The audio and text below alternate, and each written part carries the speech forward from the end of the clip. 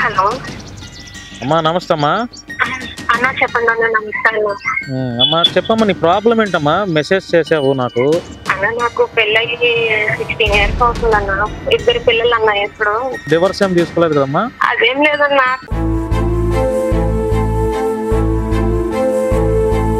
తనకి నచ్చింది చెయ్యకపోతే ఇంట్లో ఇందాక మెసేజ్ కూడా పెట్టావు, చచ్చిపోదాం అనుకుంటున్నానన్నా అని చెప్పి. చాలా అన్న. చచ్చిపోవాలి అనే ఆలోచన వద్దు, ఎందుకంటే నువ్వు చచ్చిపోతావు. నీ పిల్లల పరిస్థితి ఏంటి మరి? ఇంత కష్టపడేది వాళ్ళకు. హైదరాబాద్ లో నేను నీకు సపోర్ట్ చేస్తున్నాను, ధైర్యంగా ఉండు, చచ్చిపోవాలి అనే ఆలోచన రావద్దు. అందరికీ నమస్కారం, వెల్కమ్ టు శశి టీవీ. నేను భాను మేకల. శశి టీవీని చాలామంది ప్రజలు ప్రేక్షకులు ఆదరిస్తున్నారు. మీ అందరికీ ప్రత్యేకమైనటువంటి ధన్యవాదాలు. అఘోరి విషయంలో నేను చేస్తున్నటువంటి ఫైట్కి చాలామంది పాజిటివ్గా స్పందించి నాకు కామెంట్స్ కాల్స్ చేస్తున్నారు. ప్రతి ఒక్కరికి కూడా నేను ఆన్సర్ ఇస్తున్నాను, మెసేజ్లో కూడా రిప్లై ఇస్తున్నాను. ఇకపోతే చాలామంది ప్రజలు వారి వారి వ్యక్తిగత ఇబ్బందులు కూడా నాకు తెలియజేస్తున్నారు. చాలా అంటే చాలా వ్యక్తిగత ఇబ్బందులు కూడా తెలియజేస్తున్నారు. అనంతపురం నుంచి ఒక బ్లైండ్ కుర్రాడు, అశోక్ అని ఒక బ్లైండ్ కుర్రాడు. ఆ పిల్లాడు 10th అయిపోయి ఇంటర్మీడియట్ ఫస్ట్ ఇయర్ అయిపోయింది, 2nd year చదువుతున్నాడంట. చదువు అంటే చాలా ఇష్టం అంట. మన శశి టీవీలో వస్తున్నటువంటి వీడియోస్ చూసి అతనికి నా మీద నమ్మకం కలిగి, మా ఛానల్ మీద హోప్ కలిగి ఒక ల్యాప్టాప్ కావాలి అని చెప్పి ప్రపోజల్ అయితే పెట్టాడు. హాయ్, నా పేరు అశోక్. నేను ఇప్పుడు ఇంటర్ ఫస్ట్ ఇయర్ పూర్తి చేసుకుని ఇంటర్ 2nd yearకి వెళ్తున్నాను. నేను బ్లైండ్, చదువుకుంటున్న తిరుపతి, నాది native place Anantapuram. Shashi TV అనేది సమాజానికి ఎంతో సేవ చేస్తుంది. సమాజంలో ఏ మనిషి కష్టం వచ్చినా శశి టీవీ అనేది ముందుంటుంది. అలాగే మన వర్షిణి అక్క విషయం తీసుకుంటే, తన తల్లిదండ్రులను దూరం వెళ్తుంటే ఆ టైంలో భాను అన్న మరి శశి మీడియా ముందుండి ఆమెకు సర్దు చెప్పి వాళ్ళ పేరెంట్స్ దగ్గర పంపించి ట్రై చేశారు. కానీ అది సక్సెస్ అయింది. తర్వాత అది మళ్ళీ వెనక్కి వెళ్ళిపోయారు. అలా సమాజంలో ఏ మనిషి కష్టం వచ్చినా, ఎవరు కన్నీరు పెట్టినా వారికి వెంటనే స్పందిస్తూ వాళ్ళని ఆదుకుంటున్న శశి టీవీకి నా ధన్యవాదాలు. అలాగే అన్న, నేను కోరుకునేది అంటే, నా ఎడ్యుకేషన్ కోసం దయచేసి మీ శశి టీవీ ద్వారా నాకు ఒక ల్యాప్టాప్ని అనేది సహాయం చేయగలిగితే నేను మీ శశి టీవీకి, భాను అన్నకి నేను జన్మంతో రుణపడి ఉంటాయి. మరి ఈ రోజుల్లో అన్నీ ఉన్నా కూడా చదువుకోవడానికి బద్ధకంగా ఉన్నటువంటి యువకులను మనం చూస్తున్నాం. గాడి తప్పినటువంటి యువకులను కూడా చూస్తున్నాం. అనేక రకమైనటువంటి గంజాయి, డ్రగ్స్, మారక ద్రవ్యాలకి బానిసైనటువంటి యువకులను కూడా చూస్తున్నాం. కానీ ఈ కుర్రాడు బ్లైండ్, ఒక గిరిజన తెగకు సంబంధించినటువంటి కుర్రాడు, పేరు అశోక్. అన్న నాకు ల్యాప్టాప్ కావాలన్నా నాకు కాల్ చేసినప్పుడు, అన్న నేను చదువు అంటే చాలా ఇష్టం అన్న, ఎలా అడగాలో తెలియట్లేదు, మిమ్మల్ని అడిగితే ఏమనుకుంటారో నాకు తెలియదన్నా, నాకు ఒక ల్యాప్టాప్ కావాలన్నా, నేను చదువుకోవాలన్నా, చదువు అంటే ఇష్టం అన్నా అని చెప్పి నాతో మాట్లాడాడు. నేను కూడా తప్పకుండా చేస్తాను తమ్ముడు నీకు అని చెప్పాను. ఒకసారి ఆ కుర్రాడికి ఫోన్ చేస్తా, ఆ కుర్రాడితో మాట్లాడతాను. ఒకసారి ఫోన్ ఎత్తి ఉన్నట్టున్నాడు, మరి కాల్ ఎత్తితే బాగుండేదేమో. సరే, ఏదేమైనా కూడా అనంతపురంలో ఉన్నటువంటి కుర్రాడు, బ్లైండ్ కుర్రాడు, చాలా చిన్నపిల్లవాడే.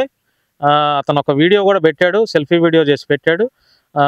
తమ్ముడు, మా శశి టీవీ వేదికగా నా ఆధ్వర్యంలో త్వరలో నువ్వు అడిగినటువంటి ల్యాప్టాప్ని నీ చదువు కోసం మేము తప్పకుండా నీకైతే అందిస్తాను.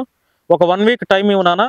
ఒక 1 week టైం ఇస్తే, నేను ఆల్రెడీ మా టీంతో చెప్పాను, మన ఫ్రెండ్స్తో కూడా చెప్పాను, వాళ్ళు అదే పనిలో ఉన్నారు. తప్పకుండా నువ్వు అడిగినటువంటి ల్యాప్టాప్ని నీ చదువు కోసం చదువుకుంటాను, చదువు అంటే ఇష్టం అని అన్నావు కాబట్టి నేను ఖర్చు అయినా కూడా నేను నీకు ల్యాప్టాప్ ఇవ్వాలని చెప్పి నేను అనుకున్నాను. మరి నువ్వు చెప్పినటువంటి మాటలు నేను నమ్మాను. నువ్వు బ్లైండ్ అన్నావు, ఓకే, వీడియో కూడా పెట్టావు, నేను నమ్మాను. చదువు కోసం, చదువు అంటే ఇష్టం అని చెప్పావు కాబట్టి నేను నమ్మాను. కాబట్టి నీలాంటి యువకులకి నేనైతే ఎప్పుడు హ్యుమానిటీతో సపోర్ట్ చేస్తాను. ఆల్రెడీ మన టీంకి చెప్పాను, ఆ పనిలోనే ఉన్నారు. ఒక 1 weekలో నిన్ను మా హైదరాబాద్ శశి టీవీ స్టూడియోకి పిలిపించి, నిన్ను నీ ఫ్యామిలీని పిలిపించి నా చేతులతో నీకు ల్యాప్టాప్ అందజేస్తానని చెప్పి ఈ వీడియోలో చెప్తున్నాను. ఎవరైనా కూడా ఇంకా చాలామంది హెల్ప్ చేయాలనే ఆశతో కూడా ఉన్నారు. ఎవరైనా కూడా సోషల్ కార్యక్రమాలకి ఇంట్రెస్ట్ ఉన్న వాళ్ళు కూడా నన్ను కాంటాక్ట్ అవ్వచ్చు. మనం అనేక మందికి హెల్ప్ చేయొచ్చు. స్టూడెంట్స్కి అవ్వచ్చు, ఇట్లాంటి బ్లైండ్ పిల్లలకి అవ్వచ్చు, చాలామందికి సోషల్ మోటోతో కూడా మనం ఎక్కువ పని చేస్తాం. ఈ కుర్రాడికి ల్యాప్టాప్ అయితే మనం అందిస్తామండి. చదువుకుంటాను అన్నాడు కాబట్టి ల్యాప్టాప్ అందిస్తాం. చాలా సంతోషం తమ్ముడు. జాగ్రత్తగా చదువుకో, చక్కగా చదువుకో. కళ్ళు ఉండి కూడా చదవలేని వాళ్ళు చాలామంది ఉన్నారు. నీ కళ్ళు లేకపోయినా కూడా అంటే దేవుడు నీకు ఇచ్చినటువంటి ఆ లోపాన్ని ఎక్కడ కూడా నువ్వు బాధపడుతూ చింతించకుండా చదువుకోవాలనే నీ ఆశని నెరవేరాలని, ఇంకా నువ్వు ఉన్నత చదువులు చదవాలని చెప్పి మా శశి టీవీ ద్వారా నేను బ్లెస్ చేస్తాను తమ్ముడు. ధైర్యంగా ఉండు, చక్కగా చదువుకో, నీకు ల్యాప్టాప్ అందజేస్తాం.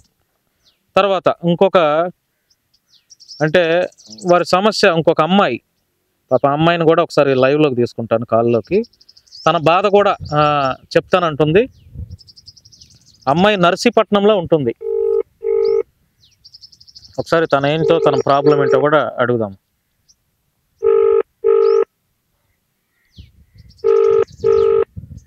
హలో అమ్మా, నమస్తే అమ్మా. అన్నా చెప్పండి అన్న. నమస్తే అన్న. అమ్మా చెప్పమ్మా, నీ ప్రాబ్లం ఏంటమ్మా? మెసేజ్ చేసావు నాకు, నేను రికార్డ్ చేస్తున్నానమ్మా. అంటే చెప్పమ్మా నీ ప్రాబ్లం ఏంటో, ధైర్యంగా చెప్పు. నా వలన ఏదైనా హెల్ప్ చేయాలి అనుకుంటే తప్పకుండా చేస్తానమ్మా. అన్న నాకు పెళ్ళయి 16 years అవుతుందన్న. పెళ్ళయి 16 years అవుతుంది. 16 years అవుతుంది. ఇంటర్ డిగ్రీ ఫస్ట్ ఇయర్ లోనే పెళ్లి చేస్తారన్న. డిగ్రీ ఫస్ట్ ఇయర్ లోనే పెళ్లి చేశారు. ఓకే. ఇద్దరు పిల్లలు అన్న. ఇప్పుడు ఇద్దరు పిల్లలు. బాబు వచ్చేసి ఇప్పుడు 10th చదువుతున్నాడు. బాబు 10th, పాప 8th. ఓకే అమ్మా. ఓకే. వైజాగ్ లో ఉండేవాళ్ళం అన్న. వైజాగ్ లో నుంచేమో అక్కడ నేను కూడా జాబ్ చేసేదాన్ని, ఆయన కూడా జాబ్ చేసేవారు. అంటే 1 నెల రోజులు చేస్తే అదే 2 నెలలు 3 నెలలు ఖాళీగా ఉండేవారు. ఏం జాబ్ చేసేవారమ్మా మీ వారు? ఫస్ట్ నేవీలోని చేశారన్న. నేవీలో అంటే కాంట్రాక్ట్ బేస్ తో చేసేవారు. అది కాంట్రాక్ట్ అయిపోయిందని చెప్పి నేను ఎయిర్టెల్ ఆఫీస్ లో చేస్తున్నప్పుడు బిజినెస్ అది బాగుంటది కదా, బిజినెస్ పెట్టుకుందామని చెప్పి అంటే అక్కడ మానేసి బిజినెస్ పెట్టారన్న. బిజినెస్ పెడితే అలా చాలా అప్పులు చేస్తారన్న అక్కడ. నేను అమ్మ వాళ్ళ నుంచి డెలివరీకి వచ్చేసినప్పుడు అప్పులు అవి చేసేవారు. చేసి అక్కడ అదే టెలికాలర్స్ నిన్న వీళ్ళకి అబ్బాయిలు పెట్టి వాళ్ళకి శాలరీ ఫిక్స్ అప్పులు చేస్తే. సరే అని చెప్పి అప్పులు అయిపోయింది కదా ఎందుకు అని చెప్పి నేను కూడా పిల్లల్ని బాబుని అమ్మ వాళ్ళ ఇంటి దగ్గర, పాపని అక్క వాళ్ళ ఇంటి దగ్గర వదిలేసి జాబ్ చేసేదాన్ని చిన్నప్పటి నుంచే. ఇప్పుడు నువ్వేం డివోర్స్ ఏం తీసుకోలేదు కదమ్మా? అదేం లేదన్నా. అక్కడ అలా కొట్టేస్తూ ఉండేవాడు. జాబ్కి వెళ్ళా ఇంకా వచ్చి తనకి నచ్చింది చెయ్యకపోతే ఇంట్లో కొట్టేసేవారు. ఇంకా అక్కడ కొట్టేస్తున్నారు ఎందుకని చెప్పి అత్త వాళ్ళ ఇంటికి, అత్త వాళ్ళది నచ్చిపోతుందన్న. అత్తవాళ్ళు ఇప్పుడు అత్తవాళ్ళు నిన్ను బాగానే చూసుకుంటున్నారమ్మా? వాళ్ళందరూ బాగానే చూసుకుంటారన్న నన్ను. కాకపోతే మీ వారే నీ దగ్గరకు రావట్లేదు. అంటే వచ్చేవారన్నా, వైజాగ్ లో ఉండేవారు. వైజాగ్ నుంచి మళ్ళీ తన హెల్త్ బాగాలేదంటే మళ్ళీ నా దగ్గరికి, అత్త వాళ్ళ ఇంటి దగ్గరికి వచ్చేసాను నేను. పిల్లలు తీసుకొని వచ్చేస్తా అక్కడికి వచ్చి ఉండిపోయారు. ఇక్కడ వాళ్ళంతా చూసి ఆడపిల్ల కష్టపడి అన్నాన్ని పోషిస్తుంది నిన్ను అని చెప్పి అంటున్నారని హైదరాబాద్ వెళ్ళిపోయారన్న. హైదరాబాద్ లో కాలేజ్ లో అక్కడ చేస్తున్నారట. ఆ చేసింది కూడా అమౌంట్ ఇవ్వరు నాకు అసలు. 1 రూపాయి కూడా ఇవ్వరు నీకు? అసలు 1 రూపాయి కూడా ఇవ్వరన్నా. అది ఏం చేస్తున్నావంటే నేను అప్పులు చేశాను కదా, అది తీర్చుకుంటున్నాను కదా, నీకు తెలుసు అన్ని అనేసి అంటారు. ఏం అప్పులు చేసాడమ్మా? దేనికోసం చేసాడు అప్పులు? ఆ బిజినెస్ చేశారు కదన్నా, అదొకటి. ఖాళీగా ఉండేటప్పుడు ఏంటంటే ఒక్క దగ్గర అప్పు తీర్చాలంటే వేరే దగ్గర అప్పు చేసేవారు. అలా వడ్డీ, అక్కడ వడ్డీ కట్టాలంటే వేరే దగ్గర అప్పు తెచ్చి వడ్డీ కట్టడం, ఇంట్లో ఖర్చులు పెట్టుకోవడం, తన ఖర్చులు ఇంట్లో కూడా కాదన్నా అసలు. ఇంకా అలా చాలా అప్పులు చేసేస్తే అలా తీర్చుకొని చాలా వరకు తీర్చానన్నా నేను. నువ్వే తీర్చావు ఆయన చేసిన అప్పులు? నేనే జాబ్ చేసేదాన్ని, చిట్టీలు వేసని ఆ జాబ్ చేసి నేను డబ్బులు దాచిపెట్టి అలా తీర్చేదన్నా. ఇప్పుడు అత్త వాళ్ళ ఇంటికి వచ్చేసి అత్త వాళ్ళకి మావిది పాన్ షాప్ ఉండేది. ఆ పాన్ షాప్ ఏమో మావి చనిపోయారు. చనిపోయిన తర్వాత అత్త ఏమో బట్టలు చెప్పులు పెట్టుకున్నాను. షాప్ లో ఉంటూ నేను కూడా చూసుకుంటూ ఉంటాను. అందులో కొంచెం అమౌంట్ ఇంట్లో ఖర్చులకు వస్తుందన్న. ఫీజులు ఇప్పుడు బాబు 10th అయిపోయింది, ఇంటర్ ఫస్ట్ ఇయర్ కి వచ్చాడన్న. పాలసీకి కోచింగ్ పంపిస్తున్నాను. గవర్నమెంట్ సీట్ వస్తే పర్వాలేదు, లేదంటే ప్రైవేట్ గా కట్టాలంటే చాలా కష్టం కదా. అమౌంట్ నువ్వు కూడా హెల్ప్ చేస్తేనే కదా ఇంట్లో అవుతుంది. ఎక్కడ నేను ఒక్కదాన్ని చూసుకుంటానంటే నాకు ఇంకా ఇప్పుడు అవ్వదు, చూసుకోలేదంటే మీ అమ్మ వాళ్ళ ఇంటికి వెళ్ళిపోనేసి అంటున్నారని. అమ్మ వాళ్ళు చూసుకున్నదే నేను ఈ పిల్లల పుట్టినరోజులైనా వాళ్ళ చదువులకైనా 10,000 20,000 ఇస్తూనే ఉంటారు వాళ్ళు. వాళ్ళు కూడా పూర్ ఫ్యామిలీ, మరి అంత రిచ్ ఏం కాదన్నా. ఇంకెన్నాళ్ళని చూస్తారు, నన్ను మాత్రం వాళ్ళు. ఏం చేస్తామమ్మా, ఇప్పుడు భగవంతుడు మరి కొందరు జీవితాల్లో ఎందుకు ఇలా చేస్తాడో మరి నాకైతే అర్థం అవ్వదు. కనీసం భార్యకి బిడ్డలకి ఒక ముద్ద కూడా పెట్టలేని పరిస్థితుల్లో భర్తలు ఉండటం చాలా దారుణం అమ్మ. మరి ఎందుకు ఈ అప్పులు చేస్తారో తెలియదు, దేనికోసం చేస్తారో తెలియదు. మిమ్మల్ని ఇట్లా ఇబ్బంది పెట్టడం, పిల్లల్ని గాలి వదిలేసేసి ఇట్లా తిరగటం, నీ మాటలు ఏంటంటే చాలా బాధగా ఉందమ్మా. నేను నీకు ఎట్లా ఏ విధంగా హెల్ప్ చేయాలి చెప్పమ్మా? పిల్లల ఫీజు కొంచెం హెల్ప్ చేయండి. పిల్లల ఫీజుకి హెల్ప్ చేయాలి, అంతే కదా? సరే అమ్మా, తప్పకుండా నా వంతు మేము ఎంతైతే చేయగలమో అంతా తప్పకుండా చేస్తాం. పిల్లల ఫీజు అని చెప్పి అన్నామని ఇందాక మెసేజ్ కూడా పెట్టావు, చచ్చిపోదాం అనుకుంటున్నానన్నా అని చెప్పి. చాలా భరించలేకపోతున్నాను ఇంకా. ధైర్యంగా ఉండమ్మా, ధైర్యంగా కూడా చెప్పాను. మొన్న ఫోన్ చేసి గోల్డ్ లోన్ పెట్టేశాను నా పాపకని. నేను గోల్డ్ లోన్ దాచిపెట్టాను. అమ్మ వాళ్ళు కూడా మెచ్యూర్ అయితే అప్పు చేసి మరి మెచ్యూర్ అయ్యే టైంకి నాకు ఎలా ఉంటుందో తెలియదమ్మా అని చెప్పి అప్పు చేసి 5 తులాల బంగారం కొంటే మొత్తం గోల్డ్ అప్పు తీర్చదు బ్యాంక్ లో పెట్టేశారన్న. అది ఇప్పుడు ఈ మంత్ 18వ తారీఖున కట్టాలి 1,50,000 ఒకటి, వచ్చే నెల 21కి 5 లక్షలు ఒకటి అన్న. దానికోసమే ఫోన్ చేస్తున్నా. అసలు కట్టుకోలేకపోతున్నాను, అసలు ఏం చేయలేము అర్థం కావట్లేదు. నాకు చచ్చిపోవాలనిపిస్తుందంటే దానికి సమాధానం కూడా చెప్పలేదన్న. అసలు తను కుదిరితే మీ వారి నెంబర్ నాకు మెసేజ్ పెట్టమ్మా, నేను కూడా మాట్లాడతాను. మాట్లాడి నువ్వు చచ్చిపోవాలి అట్లాంటి డెసిషన్స్ వద్దమ్మా దయచేసి. అన్నయ్య అని అన్నావు కాబట్టి నేను నా వంతు నీ పిల్లల కోసం ఎంతవరకు చేయగలను అంతవరకు చేస్తాను. కుదిరితే ఒకసారి మీ ఊరు వచ్చి కూడా నేను కలుస్తానమ్మా. నువ్వు చచ్చిపోవాలనే అట్లాంటి ఆలోచన వద్దు. చాలామంది సమాజంలో మంచివాళ్ళు ఉన్నారమ్మా, మంచివాళ్ళు చాలామంది ఉన్నారు. ఇప్పుడు నీ వీడియోని ఇది చూసిన తర్వాత తప్పకుండా వాళ్ళు ఒకవేళ హెల్ప్ చేస్తే ప్రతి రూపాయి కూడా, ఒక్క రూపాయి కూడా వృధా అవ్వకుండా నీ నెంబర్కి పంపిస్తాం. లేదంటే నిన్నే పిలిచి నీ చేతికి అందిస్తానమ్మా. చచ్చిపోవాలి అనే ఆలోచన వద్దు, ఎందుకంటే నువ్వు చచ్చిపోతావు. నీ పిల్లల పరిస్థితి ఏంటి మరి? తల్లి కావాలి కదా, బిడ్డలు. అసలు అట్లాంటి రాంగ్ డెసిషన్స్ అమ్మా, రాంగ్ డెసిషన్స్. బ్రతికి సాధించాలి ఏదైనా సరే. మనకు కాకపోతే ఎవరికి వస్తాయమ్మా కష్టాలు? భూమి మీద ఉన్నటువంటి ప్రతి ఒక్కడికి కష్టాలు ఉన్నాయి, నాకు కూడా కష్టాలు ఉన్నాయి, అర్థమైందా? కానీ మనం పోరాడాలి, జీవితంతో పోరాడాలి, అప్పుడే సాధించాలమ్మా. నీకు పిల్లలు ఉన్నారు, నువ్వు చచ్చిపోతే నీ పిల్లలకి నీ తల్లిదండ్రులు లేకపోతే మీ అత్త మామ తల్లిదండ్రులాగా చూసుకుంటారా? కన్నప్రేమ ఉంటదా? ఇప్పుడు హైదరాబాద్ లో ఒక తల్లి 2 పిల్లలను గొంతుకోసేసి చంపేసేసి గొడవలతో చచ్చిపోయింది. ఎందుకంత చచ్చిపోవాలనుకుంటే ఎందుకమ్మా అంత ఆలోచన? పిల్లలు ఏమవుతారని ఆలోచన ఉందమ్మా పసిపిల్లలకు? చెప్పు, నేను నీకు సపోర్ట్ చేస్తున్నాను, ధైర్యంగా ఉండు. చచ్చిపోవాలి అనే ఆలోచన రావద్దు. నీవు అక్కడ నర్సీపట్నం అంటున్నావు కాబట్టి కుదిరితే అక్కడ లోకల్ నాయకులతో కూడా ఒకసారి నేను మాట్లాడతాను, మన వాళ్ళు ఉన్నారు, మాట్లాడి నీకు ఏదైనా హెల్ప్ చేయాలంటే కూడా నేను చేపిస్తాను. నువ్వు మాత్రం ధైర్యంగా ఉండు. నా వంతు ఎంతవరకు అయితే నేను హెల్ప్ చేయగలను నీ పిల్లల కోసం, చదువు కోసం నేను అంతవరకు చేస్తానమ్మా, ఓకేనా? నాకు ఒక 2-3 రోజులు టైం ఇవ్వు.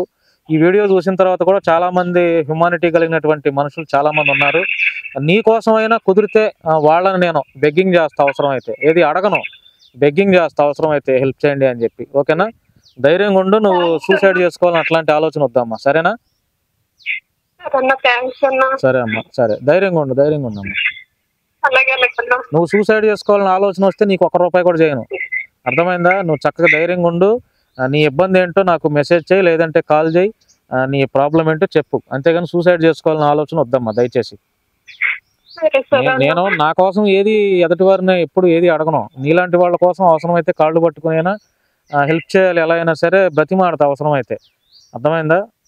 మీలాంటి వాళ్ళ కోసం, సరేనమ్మా? తప్పకుండా నా వంతు ఎంతవరకు హెల్ప్ చేయగలను తప్పకుండా చేస్తా, సరే అమ్మా? పిల్లలు జాగ్రత్త. థ్యాంక్ యూ అమ్మా. అది ఇలా ఉందండి. ఇంకా చాలా మంది నాకు పర్సనల్గా వాట్సాప్లో మెసేజ్లు చేస్తున్నారు. అంటే దాదాపుగా ఒక 400-500 కాల్స్ రిసీవ్ చేసుకున్నానండి. ఇంకా చాలామంది వాట్సాప్లో వారి ప్రాబ్లమ్స్ చెప్తున్నారు. కానీ అందరికీ మనం చేయలేం కదా, అందరికీ చేయలేం.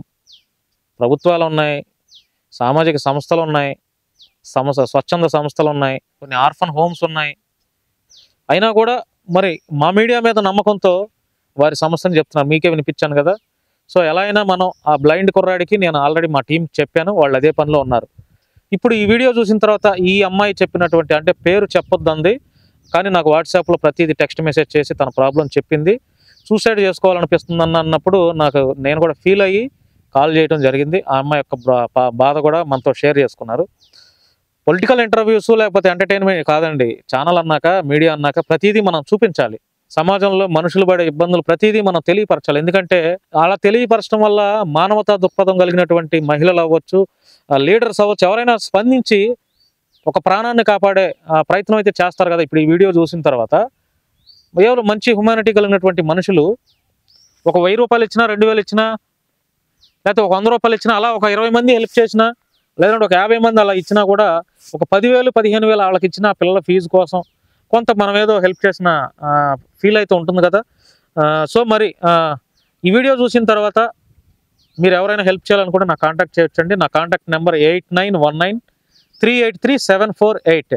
ఈ నెంబర్ కాల్ చేయొచ్చు. మీరు ఏమన్నా హెల్ప్ చేయాలనుకుంటే చేయొచ్చు అండి. ఇలాంటి కార్యక్రమాలు ఇంకా మనం చాలా చేస్తాము. మా మీద నమ్మకం పెట్టుకున్నారు కాబట్టి ఖచ్చితంగా నేను ప్రజలైనటువంటి మీ మీద నమ్మకం పెట్టుకున్నాను. సో మీ నుండి నేను కూడా చేతులు జోడించి అడుగుతున్నాను. ఈ కాల్ విన్నారు కదా, వీళ్ళకి ఏదైనా మనం హెల్ప్ చేద్దామండి. ధన్యవాదాలండి.